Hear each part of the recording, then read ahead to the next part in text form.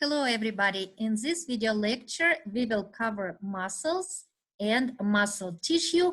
We mostly will concentrate on muscle tissue. And as always, I'm gonna use PowerPoint to help myself. So that's the PowerPoint that I'm using. Let's go ahead and begin.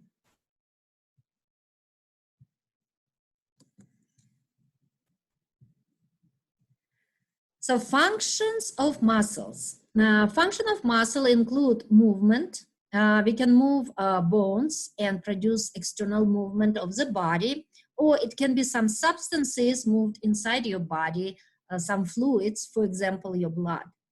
Also function include maintaining posture and body position, stabilizing joints, and heat generation, especially skeletal muscles.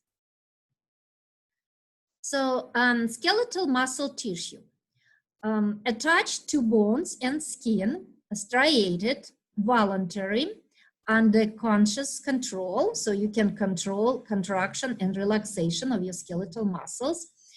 Skeletal muscles are powerful, and this is what we mostly will focus on in this lecture.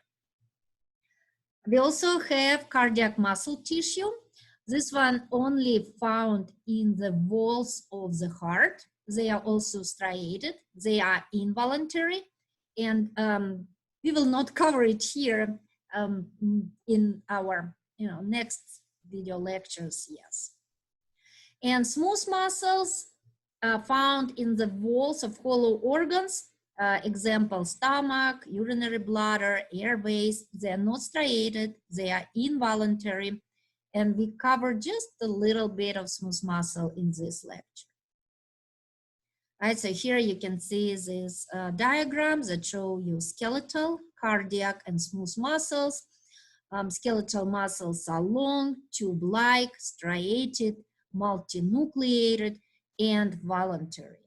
Cardiac muscles found in walls of the heart. They also striated. They are branching cells are branching, uninucleated, and they have this very distinct feature called intercalated disc. So that's darker purple lines. And smooth muscles, they are spindle-like, uninucleated, no striation, involuntary. Special characteristic of muscle tissue include excitability. So it's the ability to receive stimulus, be irritated by this stimulus, and respond to it. Contractility, ability to shorten when stimulated. That's specifically applied to skeletal muscles because sometimes muscle contract, but they don't get shorter. Also, extensibility, ability to stretch, and elasticity, ability to recoil to resting length. So each muscle is served by one artery, one nerve, and one or more veins.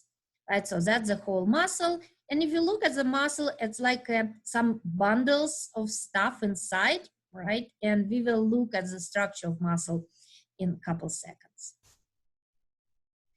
Muscles covered by connective tissue, or they surrounded by connective tissue sheath. Here's the three types of connective tissue sheath. Epimysium, it's a dense regular connective tissue surrounding entire muscle. Another name for epimysium is fascia. Perimysium, perimysium surrounds structures that is called fascicle. Fascicles are groups of muscle fibers, and endomysium are fine areolar connective tissue surrounding each muscle fiber. So here on this diagram, you can see a muscle, right? All muscles, they have some origin, right? An insertion, and usually they attach to the bones by tendons, right? Like this one, so that's the origin. And that connective tissue covering the whole muscle is fascia or epimysium. It's also deep fascia, called the deep fascia. And then deep fascia or epimysium extends to form tendon. And now you see these bundles inside. Those bundles are called fascicles. And each fascicle, so here's one fascicle, another, it's surrounded by connective tissues that called perimysium, so wrapped by perimysium. And inside you can see individual muscle cells. Muscle cells called muscle fibers, skeletal muscle cells, because they're so long, they remind the long fibers that where name came from. And individual muscle cells, they covered by endomysium. So muscles attachment. Muscles can be attached directly or indirectly. Directly when epimysium of muscle is fused to periosteum of bone or perichondrium of cartilage. So bones are covered by connective tissue periosteum and cartilage is covered by connective tissue perichondrium. This is pretty rare type of attachment. Most muscles attach indirectly.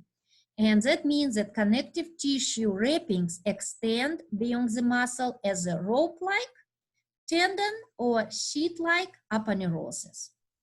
So here's the picture, shows us that muscles, most of the muscles attach indirectly.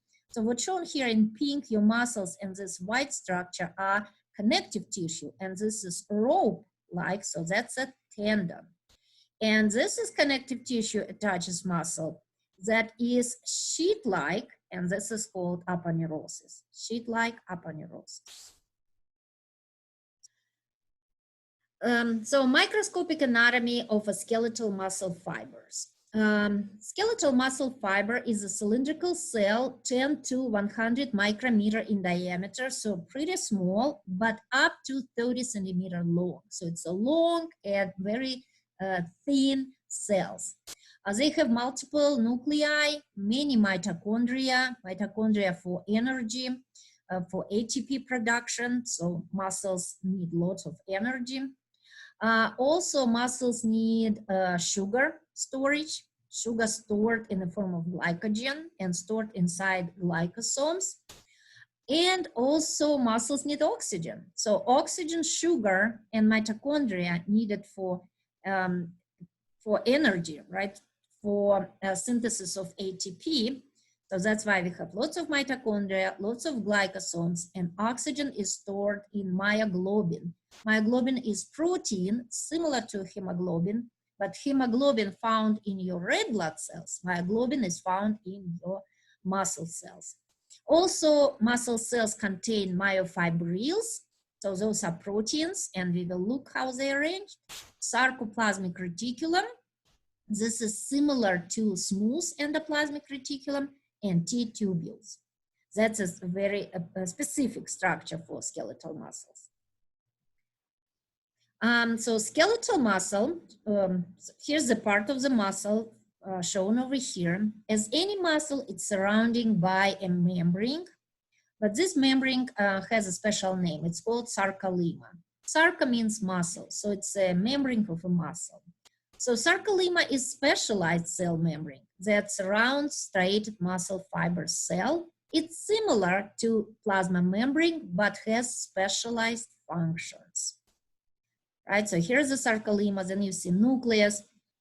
We cannot see mitochondria over here, but those are myofibrils inside muscle fiber, and muscle fiber is muscle cell.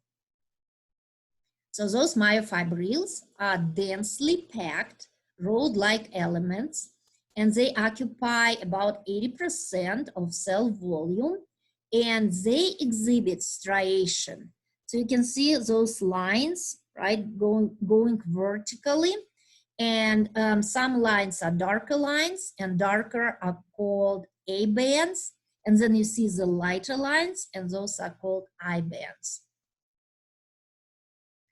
Now, sarcoplasmic reticulum, shown here in the blue color, right? It's surrounding the myofibrils, and it's a network of smooth endoplasmic reticulum that I already told you surround each myofibril and function in a calcium storage and regulation of calcium intracellular level.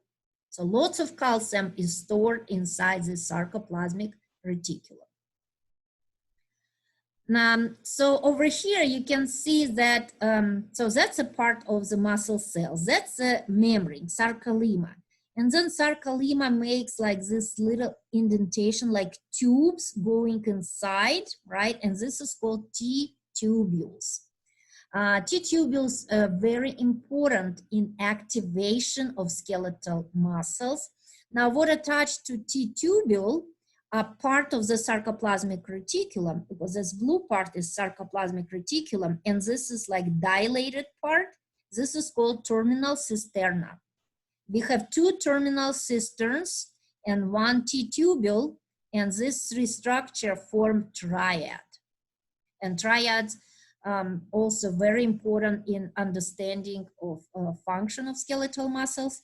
So inside the sarcoplasmic reticulum, we have calcium stored. Okay, so over here you can see this myofibrils, right? So all this kind of like, structures over here.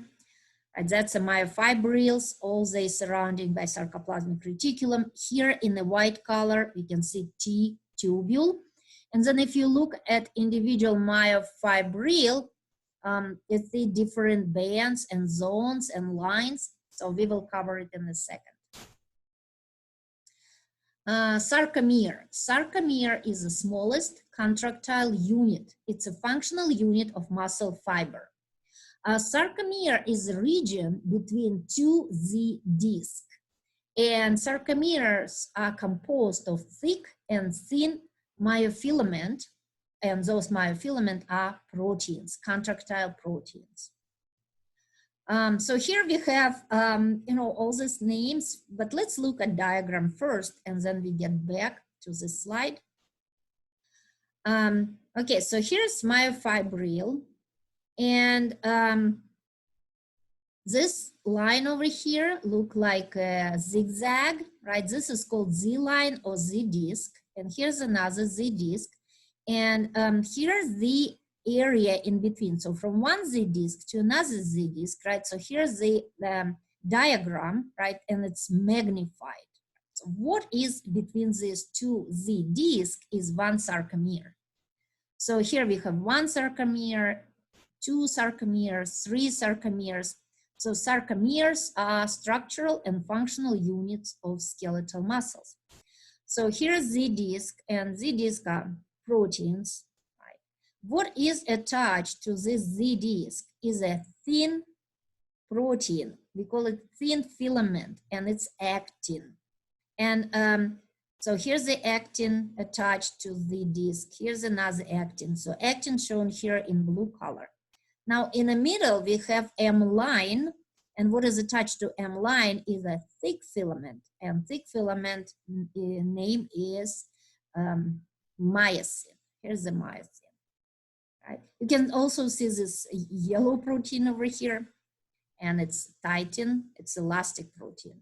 But the major thing we need to remember, actin is attached to the disc, myosin is attached to M line. And this space in between, or this part of the muscle in between, it's not a space. It's obviously occupied by different proteins, but that's between two Z discs. That part of the muscle is called one sarcomere. Okay, so let's go now back. Oh, you know what? Let's, I want to show you. Let's see if this one is good. Let me choose the right one. Yeah, okay, so let's go over here first. And now look, that's one sarcomere, that's a Z disc, that's the Z disc. And you see the size of the sarcomere, right? So this is fully relaxed sarcomere. Now look at this one just below. This is fully contracted sarcomere. So you see that the size of the sarcomere gets smaller, right? So when every single sarcomere gets smaller, the muscle gets smaller, right? And that's what we call contraction of the muscle. So here's the M line right in the middle. So nothing happened with M line, right? But the distance between Z line decreases. We have different zones over here, right? And different bands. So this A, right, is called A band. And A band runs the length of the thick filament. So you see this myosin from this point to this point. Oh, let me get my pointer, by the way. So you see this pink protein, this is myosin. So from one side of the myosin to the another side of myosin, this is A band. So that's the A band. So A band includes myosin and part of the actin. Now look what happened with A band over here. Right? A band stays the same, so it didn't change because we never change the length of the proteins, right? But now actin completely overlapping with the myosin. So A band. Now what is I band? I band includes only thin protein, only this blue one, right? So A band and I band. When we're looking at striation, A band look dark and I band look light. And because we have very thin filament over here and we have lots of thick filament and even overlapping stuff in A band. And this is called H zone. So H zone includes only thick filament.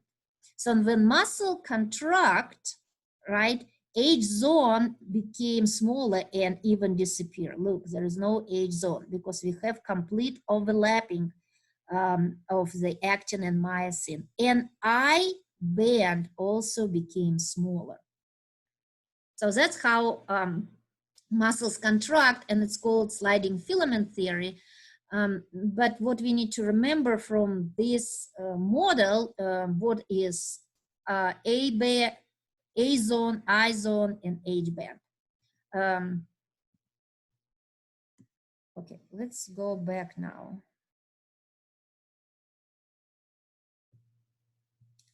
Okay, so here we have it. So thick filament, entire length of A band. Thin filament, entire length of I band. H zone, this is just our thick filament.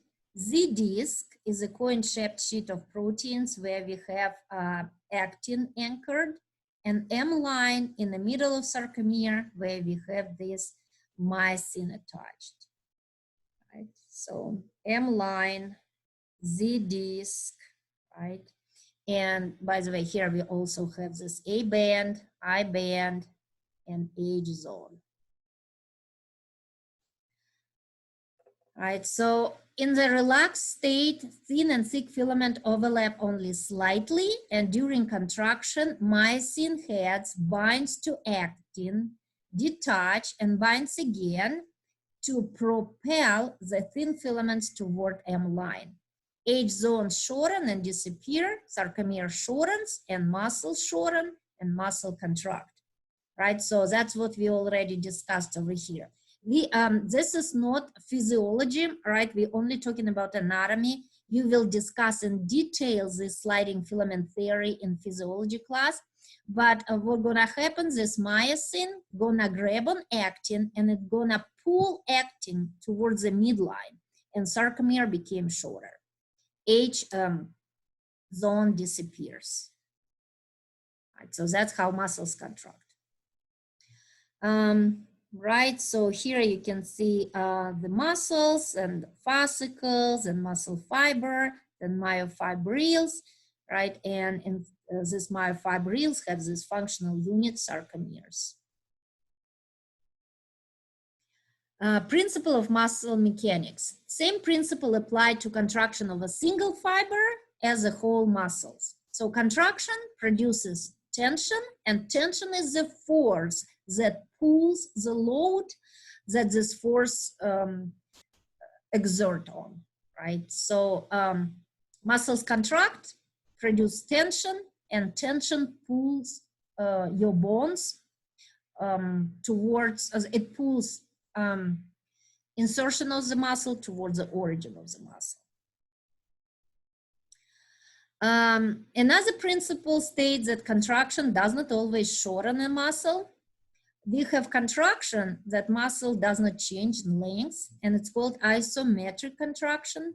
Iso means same and metric means length, same length. So no shortening of the muscle. And isotonic contraction when muscles shorten. And force and duration of contraction vary in the response to stimuli of different frequencies and intensities. Right, so what it's all about, let's go back. So those are like principle of mechanics. First, that if we know how one single muscle contract, we know how the whole muscle contract. We know that contraction produces tension and tension pulls on your bones. We also know that contraction doesn't always mean muscles get shorter. If muscle gets shorter, it's isotonic contraction. If muscle does not change its length, it's called isometric contraction. Isotonic contraction muscles can even get longer. But I don't want to confuse you too much. And another principle is how powerful your muscle, how much force they generate, right? How long they stay contracted. That all depends on different factors, and some of them stimuli from your nervous system. Right, so here we have, okay, let me go back. So here we have isotonic and isometric contraction. And this is concentric, this is eccentric, and this is isometric. So let's start with isometric first. So isometric means muscles are contracted, but muscles do not change their length. So this guy, he just holding this heavy weight. So if you hold like this, something heavy, and go ahead and you see, and your elbow is flexed, go ahead and, you know, touch your bicep brachii. You can see it's contracted. It's contracted, but there is no any movement over here, right? That's why muscle is contracted, but there is no movement. That's isometric. Now over here, this arrow show movement. So this guy now flexes the elbow. So he moves this weight towards his body, right? So muscle became shorter. So that's called concentric. But now over here, you move your arm down. So you extend the elbow, right? You extend the elbow, so muscle getting longer. So this is eccentric contraction, and both of them are isotonic contractions. Neuromuscular junction. Why neuromuscular junction are important? Because your skeletal muscles can only contract when they are innervated by your neurons. So here we have motor neuron, and they have this synapses with the muscle fibers. And where neuron synapses, that's our neuromuscular junction. It's a chemical synapse formed by the contact between a motor neuron and a muscle fiber. There is no direct contact. There is always space in between, synaptic cleft, right? But that's our neuromuscular junction. So here our neuron, and this is axon terminal of the nerve, right? And what is released over here is neurotransmitter, and that's a muscle. So this is a chemical synapse, and this is neuromuscular junction. So neurotransmitter acetylcholine is released. Acetylcholine has its receptor. When it attaches to its receptor, it activates your muscle can contract. In some diseases, let's say myasthenia gravis, it's autoimmune disease. When your body forms these antibodies and blocks or destroys the receptor for acetylcholine, so there is no then innervation of the muscles, and muscles are inhibited all the time, so they do not work. Motor unit. What is a motor unit? Motor unit is a motor neuron and all muscle fibers that this neuron supplies, and it can be 4 to several hundreds. So if you see here, we have motor neurons and one shown in the red color, and this one motor unit 2, and in purple color motor unit 1. So this neuron 1 and 2 muscles, muscle fibers, not muscles, muscle fibers, muscle cells that it innervates that form motor unit 1. And the second motor neuron innervates 1, 2, 3 muscle fibers, so that's a motor unit 2. And you can see second motor unit is bigger than the first motor unit. So small motor units are found in muscles that control fine movement, like in your fingers, in your eyes, and large motor units found in a large weight-bearing muscles, like your thigh and hips. Muscle fatigue. Muscle fatigue is physiological inability to contract. And why would your muscles, why would they lose this ability to contract? So usually it's because of ionic imbalances. So an imbalance of potassium, calcium, phosphorus. Also, sometimes it can be damage of a sarcoplasmic reticulum, and it interferes with calcium regulation, right? So that's very often fatigue based on this, these imbalances. Sometimes, but rare, fatigue because of not enough of energy, not enough of ATP, but it doesn't happen very often. Mostly it's imbalance of these ions.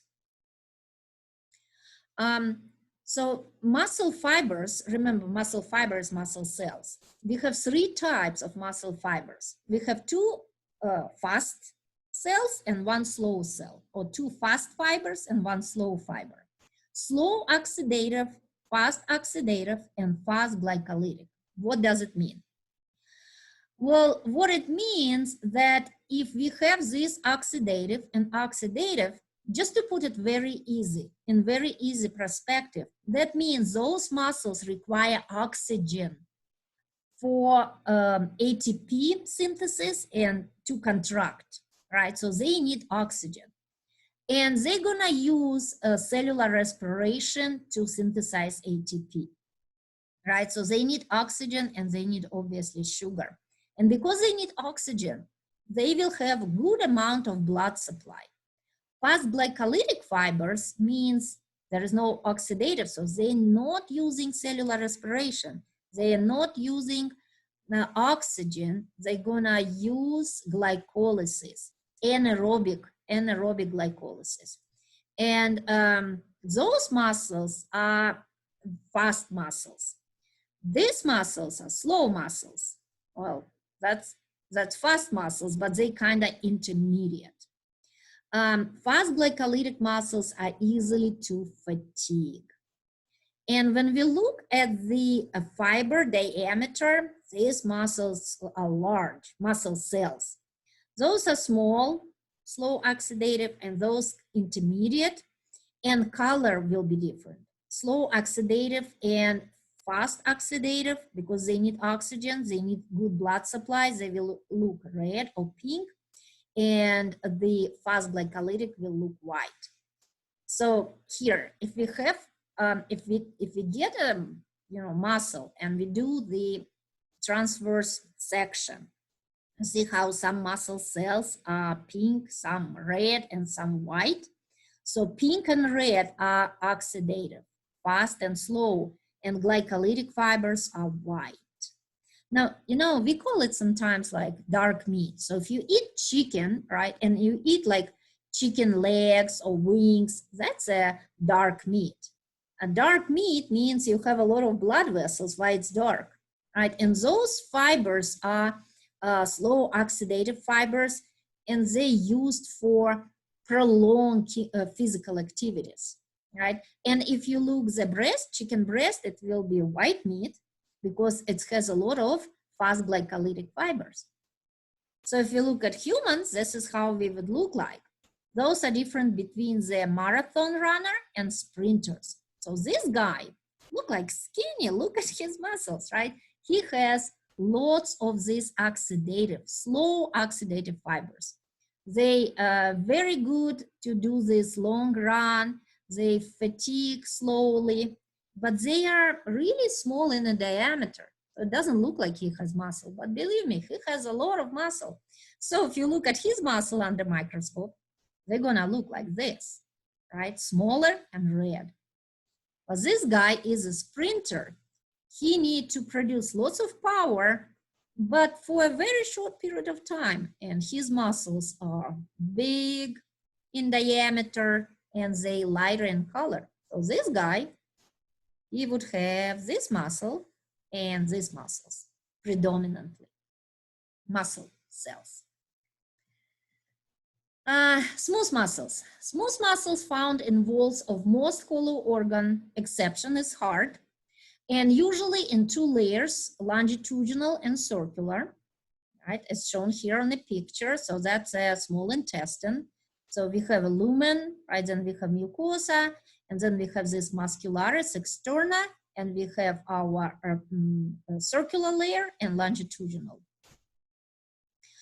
Peristalsis is alternating contraction and relaxation of smooth muscle layers that mix and squeeze substances through the lumen of hollow organs.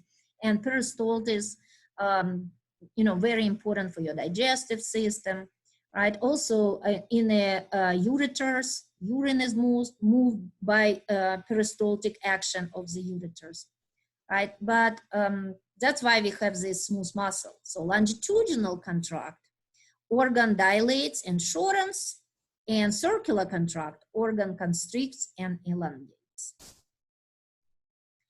Innervation of smooth muscle. Smooth muscles are involuntary muscles, so we cannot control them. That's why we have autonomic nerve fibers innervating smooth muscles. And autonomic nerve fibers, they have a special structure, varicositis, and those like little swelling on the nerve fibers that store and release neurotransmitters. So here's the picture. That's a smooth muscle and autonomic nerve fiber, and this is varicositis, and inside we have neurotransmitters. And actually, for autonomic nerve fibers, we have both some excitatory and inhibitory neurotransmitters released. So even excite or inhibit smooth muscles. Special feature of smooth muscle include hyperplasia. Hyperplasia is increase in numbers. So smooth muscles can divide, right? Skeletal muscles don't divide, cardiac muscles don't divide, but smooth muscle can divide and increase in numbers, and this is called hyperplasia. An example would be increase of the uterus, right? Uterus growing bigger, especially during pregnancy, because of the estrogen effect. So here's again our three types of muscle, and we already looked at this picture previously.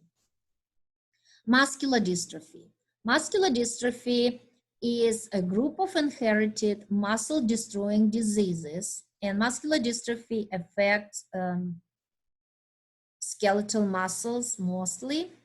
Muscles get bigger, right? Muscles enlarge, but not due to the muscle fibers getting bigger, but because lots of fat and connective tissue deposit. But muscles itself became weak and then go through the atrophy. So here, governed sign in a child with muscular dystrophy, and muscles became very weak, and kids have trouble getting up, so they need to use their hands to push on legs to stand up. Really, you know, kind of devastating disorder. DMD is Duchenne muscular dystrophy, and this is the most common and most severe type. It's inherited, it's sex-linked, carried by females and expressed in males. It results in a lack of special protein, dystrophin, and that's how muscular dystrophy name came from this protein dystrophin. So victims became clumsy, fall frequently, and unfortunately die in their early 20s because of respiratory failure, because one of the muscles involved in respiration is diaphragm, right? And that's why that's affect the respiratory system. No cure, but we do use some viral gene therapy when we use viruses to infuse some stem cells that can correct this dystrophin gene that are responsible for dystrophin synthesis. So I think that was the last slide. Okay, so that's it for this chapter. Thank you for watching, and I hope it was helpful. So that's the chapter that we covered.